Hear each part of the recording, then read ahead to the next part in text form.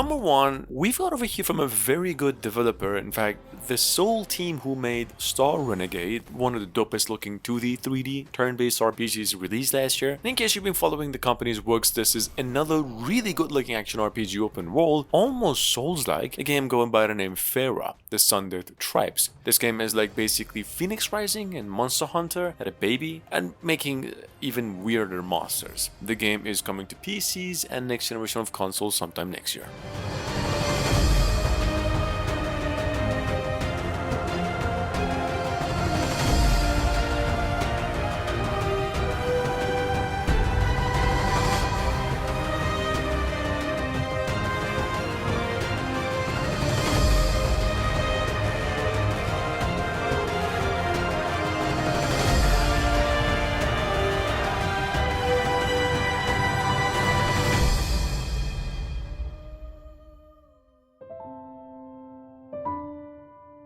I was born on Earth, but I think I have been homesick for Europa my whole life.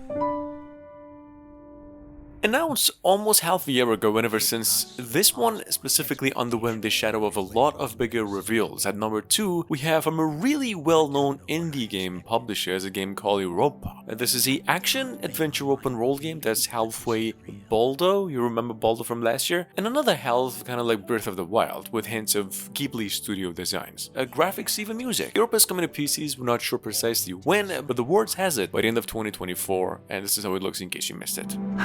The gardeners have turned this place into a paradise.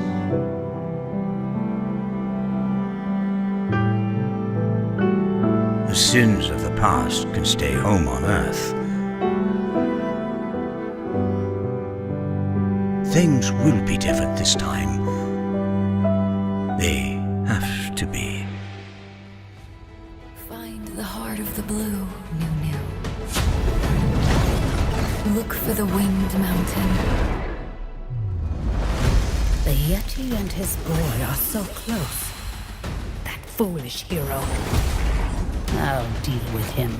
Number 3, announced about a week ago, we have another League of Legends crossover game called Song of Nunu. This is a League of Legends story, a story-focused adventure, as Riot Games described, a single-player story adventure that offers an immersive narrative. It's in a brand new world in the franchise. By the way, in case you missed it, it is now out on all platforms, including PCs and Switch, for almost a week. Game's rated a 10 out of 10 on Steam and other websites. It's easy, fun, and quite adorable too.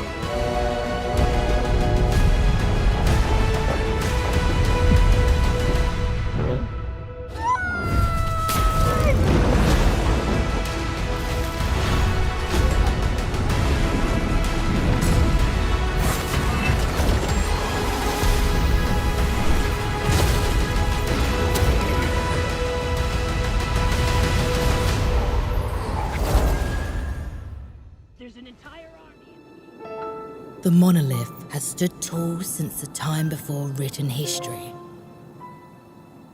Its origin, a mystery. Its power, unrivaled. Next up at number 4, we've got a brand new one going by the name Monolith, Requiem of the Ancients. I mean, I did mention the game before, but it just got another look. It's an action RPG, or rather third-person action adventure. It promises a journey across a mystical world threatened by evil. And of course, it's up to you to stop the world from falling into darkness. Monolith is coming to PCs in both generation of consoles, Switch included, in the first quarter of 2024. And uncover the secrets of the past to save the future. In the darkness, there is light.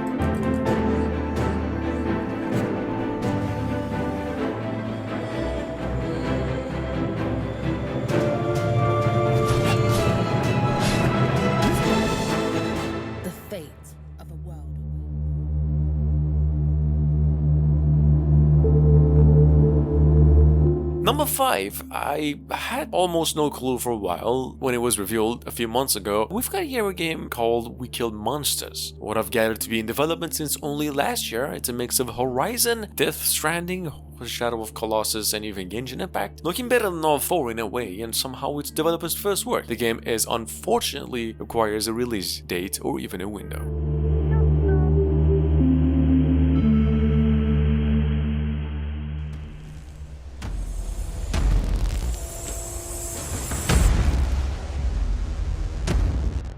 Coming over here from a new developer in town, the company's first work. Number 6, we have Duel Corp, an action RPG 2D 3D pixel art Souls-like that was promised to be a very different approach in combat, a direction-based action game in which you play in single-player and co-op multiplayer. The game is available through a demo on Steam, it's said to be coming out fully by the end of the year.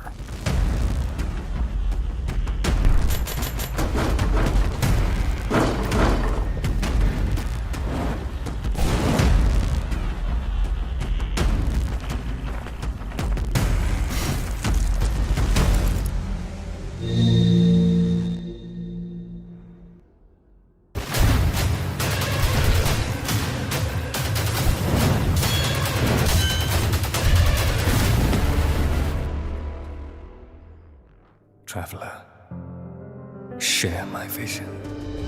I see the crystals, our lords and masters since the beginning of time, holding the clans of Isla together. Sitting on the Kickstarter since almost last year, already reached every single goal and on its way to the PC, Switch, and other consoles August next year. Number 7, we have a Kristala. This is a fantasy action RPG, a dark gothic one with a lot of challenging combat, parkour, exploration, and an actual story. The Kickstarter basically says it's a passion project developed by a fully woman-owned studio, so like think Elden Ring except women. Yeah? Anyway, accompany the Great Wars, we got a new trailer for it too. You will fight the evils plaguing Isla. You will embark upon a journey riddled with action and surprise. Your powers will grow and evolve. You will build a mighty arsenal with weapons, armor, and magic. You will learn the true histories of Isla, the clans, and the crystals themselves.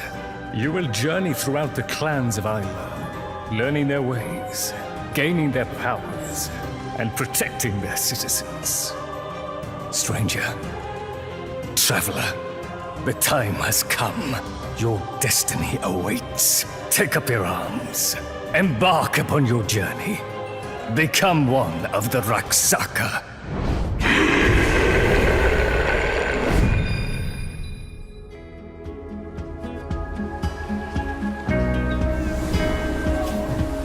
Dungeons of Hinterberg was announced during the PC gaming show earlier in the year, and it's indeed the first work of its developers. I have mentioned the game before in a few lists. It's, if you missed it, a modern-day adventure and a fantasy game with the aim to put players in the shoes of an adventurer or an adventuress hitchhiker. It's a very artistic theme in nature kind of game, inspired by Australian Alps, in atmosphere and a third-person combat and a lot of wonder to discover.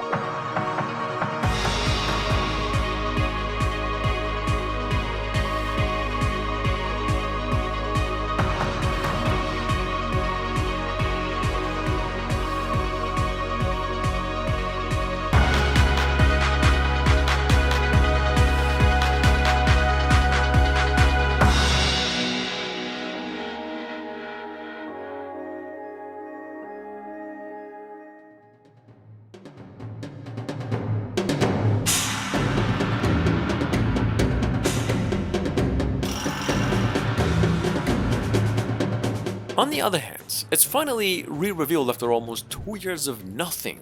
We've got something here in case you missed it called Biwar Legend of Dragon Slayer. This is a action-adventure puzzle game. We will have to solve stuff using superpowers like telekinesis. You can play Biwar on Steam right now through its free playable demo. There's a new trailer for it. The full game itself is releasing early next year. We're here for PCs only.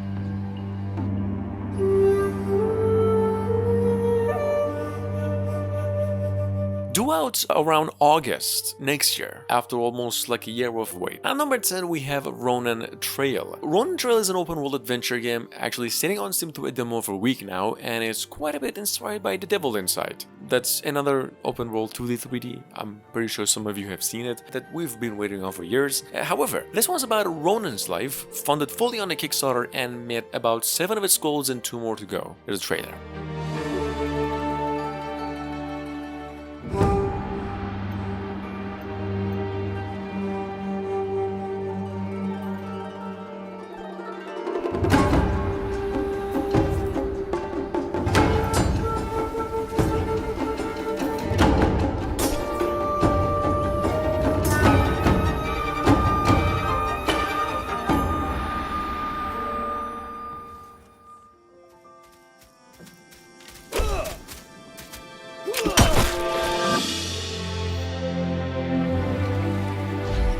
Available on PCs through early access for over a month now. Next up we have Saleblazers, another open world survival shopkeeping sim RPG, playable for 1 to 8 players, which your job is to survive against cowboys, samurais, demons, all together whilst building a little cozy shop the way you like. Anyway, if you were in for some co-op action game with resource management stuff and a lot of comedy, this one's the #1 recommendation. The full game, however, releases sometime soon, we hear.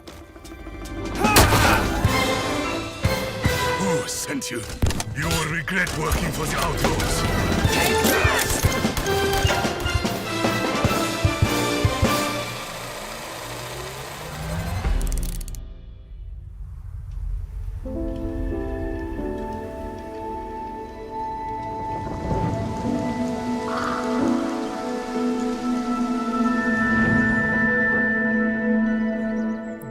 With the use of Unreal Engine 5, this time around number 12, we've got Spirit of the North 2. That is a sequel to the interactive adventure game which follows the same exact formula as the first game, with just new graphical changes, a bigger scale. You go through Icelandic landscapes and live an even deeper story. The game, the sequel over here is coming to PCs and the next generation of consoles only sometime next year.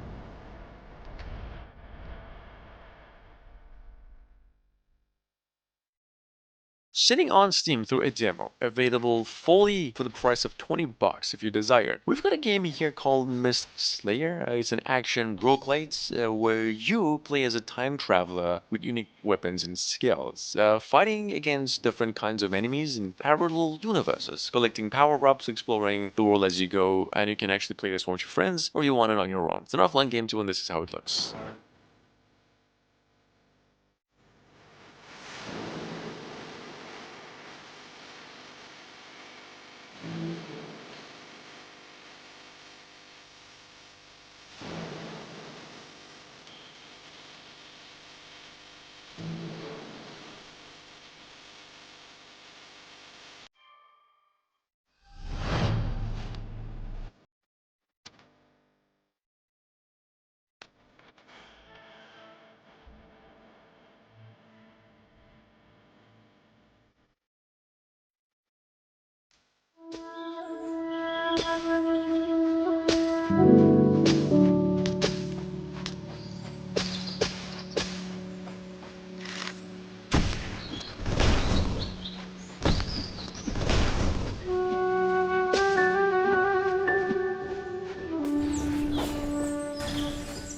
Number 14, with just $5,000 short of making all of its Kickstarter campaign goals meet, but already promising a December release on PCs and Switch only. We've got here an adventure action hybrid set in a rather colorful world inspired by the legend of Zelda and Studio Ghibli, with handcrafted pixel arts, definitely inspired by retro classics, a game over here called Kloa, Child of the Forest. In case you missed it, we just got a new trailer for it. The game is probably coming out fully sometime next year.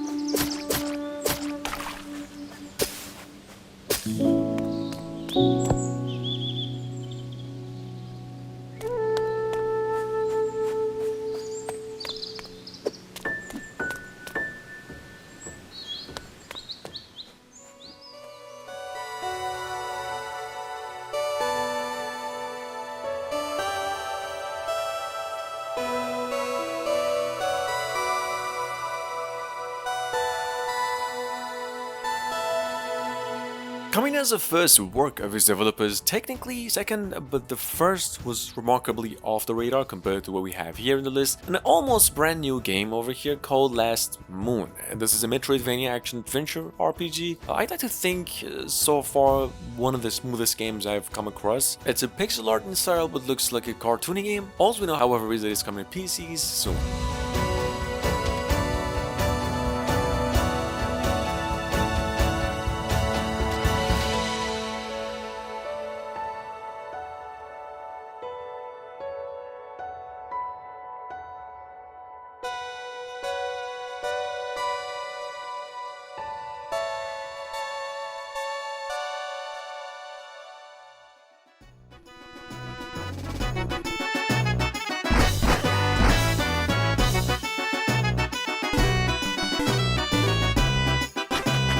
Announced roughly 2 years ago to this day, at number 16 we have a Creature Keeper. This is again a monster taming game where you fight alongside a bunch of creatures who you've befriended in a period of time, and so in nature it's just a story focused adventure and a farming, crafting, animal taming life sim all together. I mean, it's got the correct elements of all farming RPGs. It's cute, it's pixel arts, action game, pretty classic in nature. It's coming to PC, Switch and all platforms sometime next year.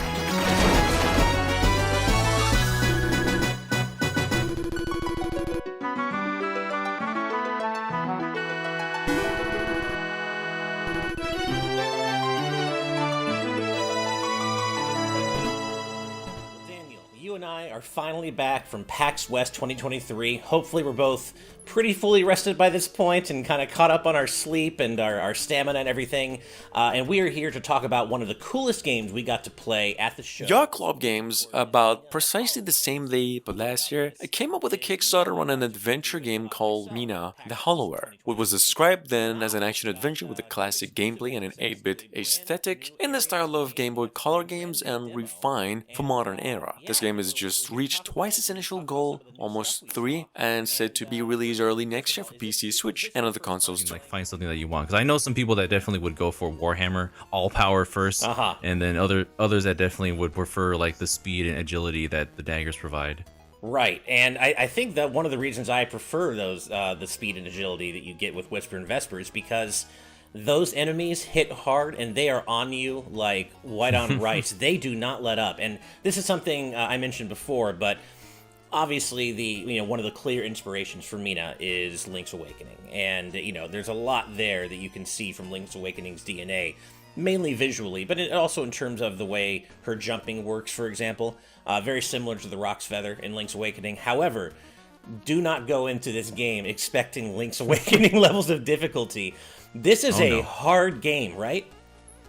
Yeah, like I remember I had difficulty with the original demo, but this one here, because you were doing the starting area, even that was a step up from what we were used to in the last demo, wasn't it? It really was. I mean, we had a whole hour to play, and I played probably the first 40 minutes, and you played the last 20.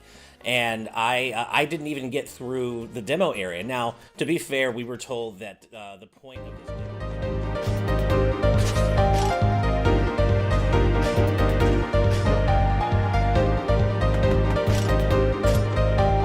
And last but not least, also first work of its 2 developers, we've got Angeline Era. This is a fast-paced action RPG classic, basically a PlayStation 1 inspired nostalgia, filled with boss fights and an epic adventure. One of the coolest things I've actually seen myself for a while, it's kind of auto-attack action where you just control the character's movements and that's all. It's a really good looking game, it's coming out to PC sometime next year.